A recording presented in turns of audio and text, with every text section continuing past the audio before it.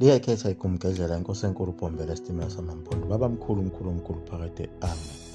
Abaprofethi bakuleli lizwe basemandulo babeprofithile ngako ukufika kwabo phela abelungu. Baxwayisa ngokumukela izinto abazofika nazo njengayo imali. Ababeyichazile abaprofethi basemandulo ukuthi kunezinhlamvu abazonika zona abawulawula ngazo kanye nayo incwadi yabo abayofika nayo. Uma nike namukela lezi zinto kuyobe sekuqala kokuhlupheka kwenu.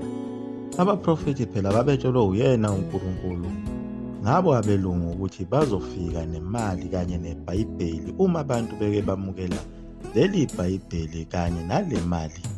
Kuyobe sekuphelile ngabo ngoba bayoba yiyo phela imikhovu yabo abelungu ngoba leli Bhayibheli nale mali lona babelisebenzisa ukuthi libe njengesipikili lapho sishayelela khona ekhanda lomkhovu. Nangempela kwahamba isikhathi kwaba njengako kusho kwaba abaprofethi ngamazwi ababewatshelwe kuye uNkulunkulu kwabantu abamnyama. Khona endaweni yase-Cape Town kwafika yena lo mlungu uGeorge Smith owayezalelwe eGermany ngo-1709 owangena kuyo inkolo yobuKristu eneminyaka engu-16. Wakhula waze waba umvangeli ngawo u-1728 owacelwa ngabefundisi baseNetherlands ngo-1736 ukube ajoyine amavolontiya ayezothunyelwa khona eCape Town azohambisa ivangeli esizweni sawo amaKhoekhoe nama-Hottentots. Wahamba waze wafika uGeorge Smith ezweni lakhona eCape Town ngawo unyaka ka-1737 kuyo inyanga kaJulayi. Wayejabule kakhulu ngawo lo msebenzi ayewunikezwe yibo abaphathi bakhe. Wawazingela amaKhoekhoe kanye nawo ama-Hottentots waze wathola iphila kamnandi ezifuyele ezilimela. Naye wabe seqhamuka nendlela ethile yokuwangena ukuthi aqhamuke nolunye uhlelo lasezweni lakhe lokulima. Lesi sizwe sama-Hottentots nezizwe zamaKhoekhoe zakujabulela kakhulu ukufundiswa yilo mlungu uhlelo olunye abangalijwayele lokulima ezinye izitshalo abangazijwayele. Ilapho-ke aqala khona ukubafundisa nawo ukufunda nokubhala, bese ebafundisa nangayo le nkosi yabo afika nayo. Kodwa amabhunu ayekhona kuleyo ndawo angakujabuleli ukufika kwakhe uGeorge Smith ngoba phela ayebazi kahle ubuqili bawo amaNgisi. Babephila ngako ukudonsisana nakho ukusolana nawo amabhunu. Kodwa izizwe zamaKhoekhoe nama-Hottentots zazinganendaba nayo yonke lento yakhe uGeorge Smith, kodwa ayezazikuthanda kakhulu ukufundiswa ukulima ngendlela ehlukile nembewu phela ayeyiphethe yezitshalo ababengazijwayele. AmaKhoekhoe ayekubona njengabo ukuthuthukisa indlela yawo yokulima ezowanikeza ukuphila. Elinye ibhunu wakuthiwa u-Otto Metzel lalimnyanya kabi uGeorge Smith, lisho nokusho phambi kwakhe ukuthi wena ungumzenzisi, sigebengu esizele ukuzokhwabanisa lapha. Phela okwakucasula kakhulu amanye amabhunu wona ayesezinzile kule ndawo, kanti lokho kungamaNgisi kwakufika ngakho phela ukuzokhwabanisa lapha ngoba akhona amanye amaNgisi ayifikile athatha abantu abenza izigqili abafaka emkhunjini aphinde adlwengula khona kule ndawo yase-Cape Town. Wagcine ebazuzile abanye abantu bakhona lapha abangamaKhoekhoe agcina ababhabhadisile wabafaka kuyo imishini yakhe. Kodwa abanye babelokhu begoloze njalo phela ngoba wayebashumayeza nokuthi abayeke yonke lemgiyo nokusina kwabo abakusinayo ngoba kuyimidanso yabahedeni, ngeke bewubone umbuso wezulu.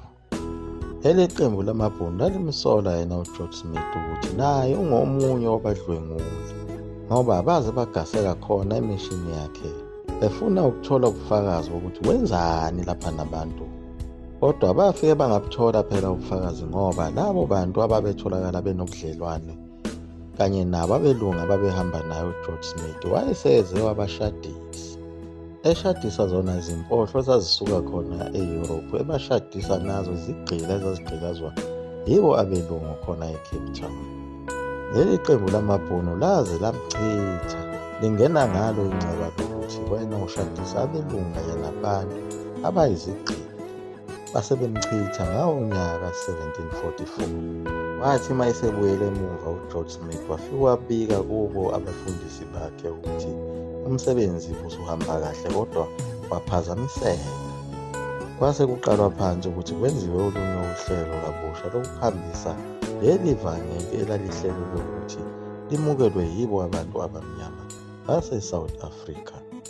Babekubeke kwacaca ukuthi kwakuyinhloso yokuthi kulawuleke abantu bengabi nawo umsindo uma abantu abamhlophe sebethatha phela umnotho kuleli zwe. Bahlala phansi bahlela abelungu ngempilo yabo abantu abamnyama. Kwase kuyagqitshwa ngawo nyaka 1790 lapha babona khona ukuthi kubaluleke kakhulu ukuthi kusetshenziswe zona lezi mishini ukwenza abantu abamnyama bebe nokuthula benganaki uma sekuthathwa umnotho, futhi bengawuvukeli umbuso kaMangisi uma usudla umhlaba. Kodwa okwaba buhlungu kwathi kuqedwa ukwenziwa lezi zinhlelo uGeorge Smith wabe seshonile ngawo nyaka 1785. Wabe sekuhamba elinye iqembu labelungu selibuyela khona eCape Town ukuzovuselela lo msebenzi oqalwe uye uGeorge Smith. uNkulunkulu wayesesebenze umsebenzi omkhulu ngalesi sikhathi ngaba baprofethi ababekhona kuyo indawo yaseCape Town kuze kufike khona emampondweni ukuze kuvinjwe labelungu abeza nemali kanye neBhayibheli. Waphinde wasebenza omkhulu umsebenzi uNkulunkulu lapho esefeyilisa lolu hlelo lezimishini elaliphethwe uyena uGeorge Smith wagcina eshonile. Kodwa babuye baqala phansi abelungu baqhubeka futhi nokuzakha izimishini lezi baze babuya bangena futhi abantu kuzo izimishini. Baqala lapho-ke ukugqilazeka nokudliwa komhlaba wabo abantu basemampondweni nawo amakhoyisana nama-Hottentots. Baze banda-ke laba befundisi belokhu befika beza besabalala besuka kuwo amazwe ase-Europe ngokwehlukahlukana kwawo. Waze wafika isikhathi lapho sekufika khona yena uBishop uJohn William Colenso owayezokwengamela indawo yakhona eNatal umbhishobhi omkhulu. Yilapho uJohn William Colenso owafike wamehlula lo msebenzi uma efica abantu bakwaZulu bekholwe lokho owangempela benza izinto ezazifunwa nguye uNkulunkulu. Wayincoma kakhulu impilo yabantu wathi labantu bangayiyeki lento abayenzayo. Lokho kwamenza ukuthi eze ebe umngane omkhulu naye uCetshwayo. Ehlala ngokumbuza ukuthi nayithathaphi le mpilo ekhona eBhayibhelini eTestamenteni elidala enemithetho kaNkulunkulu. Kodwa uCetshwayo wayekephendula ngako ukuthi nathi sezwa ngomkhulu nobabamkhulu bethu ukuthi kuphilwa kanje. Lobo budlelwane bakhe uJohn William Colenso kanye nayo inkosi uCetshwayo kwacasula kakhulu bona abelungu bazo izimishini bobuKristu ukuthi lokho kwenziwa uJohn William Colenso kwakungasona isivumelwano sabo abelungu ukuthi babelethe ukuzofundisa abantu uNkulunkulu kuleli zwe, kodwa babezolutha imiqondo yabo abantu. Kodwa uJohn William Colenso wayelokhu ephikelele njalo ukuthi laba bantu abantu bakaNkulunkulu ngempela futhi benza lokho kuyibona okufunwa uNkulunkulu. Bacasuka kakhulu abelungu baze bamhlanganisela kwabhalwa izincwadi ukuthi akwehliswe lapha esikhundleni anqunywe ebandleni uvalwe neholo lakhe. Nangempela lagcina livaliwe iholo lakhe wakhishwa nasendlini ayihlala kuyo indlu yebandla lama-Anglican ngesono sokuthi wayethanda abantu abamnyama futhi engafuni ukubakhohlisa laba bantu abamnyama, kanti inhloso yababelungu ukuthi abakhohliswe laba bantu.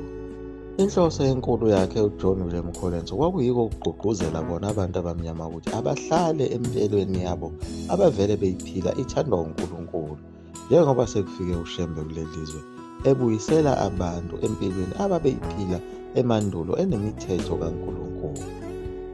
Banqoba kanjalo-ke abelungu ngakho kubulala le nkosi enguCetshwayo eyayivimbile ukuthi kungene ezimishini kwaZulu kanye nondodana wakhe uDenizulu naye owabhidliza izimishini kwaZulu. Baxosha naye lo mlungu uJohn William Colenso owagcina ebulawe yiso isitresi ngoba engasalitholi iholo lakhe. Liyaguqa kwekumpela. Ngizolwa mafutha umkhofu into emneswabhade. Amen.